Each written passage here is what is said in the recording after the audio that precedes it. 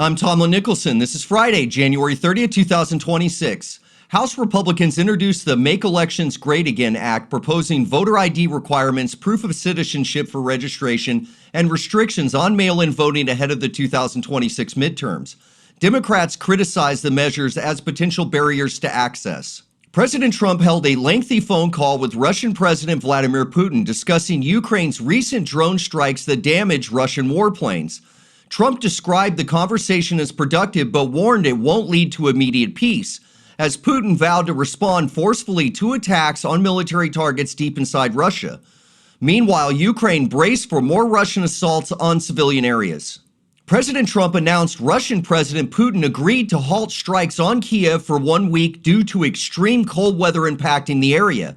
The move comes amid broader diplomatic discussions on the ongoing conflict. Border Czar Tom Homan pledged to remain in Minnesota leading ICE operations until public safety concerns from alleged fraud and immigration issues are resolved. He described productive meetings with local officials amid heightened enforcement efforts.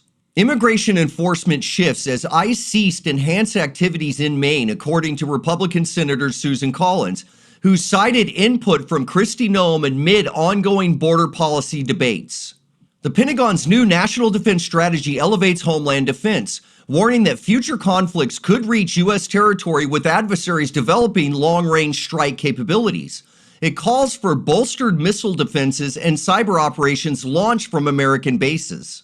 The Trump administration ruled that California's policy banning schools from notifying parents about students' gender transition violates federal law, with Education Secretary Linda McMahon accusing state officials of abusing authority. A suspected transgender Antifa extremist faced attempted murder charges after allegedly posting a death threat against Representative Nancy Mace, with prosecutors now escalating the case following an ignored warning that led to a shooting.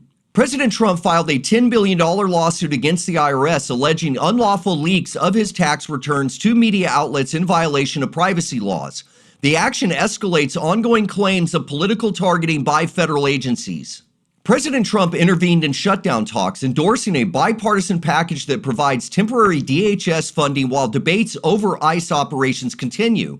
The agreement reflects compromises to maintain government functions amid partisan divides. Texas carried out the first U.S. execution of 2026, with convicted killer Charles Victor Thomas put to death by lethal injection after apologizing to the families of his ex-girlfriend and her boyfriend, whom he murdered in 1998.